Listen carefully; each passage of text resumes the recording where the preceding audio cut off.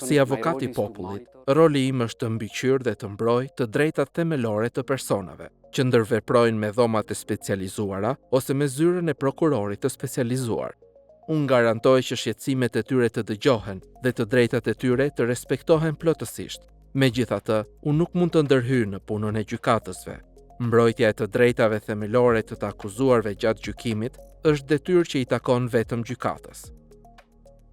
Si avokat i popullit, unë kam gjithashtu kompetencë të kryej inspektime të paparalajmëruara në objektin e paraburgimit të dhomave të specializuara.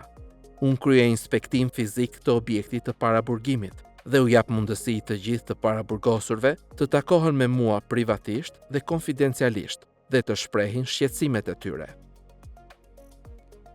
Deri më sot, unë kam kryer 8 inspektime të tilla, si edhe një inspektim para mbërritjes së të paraburgosurve.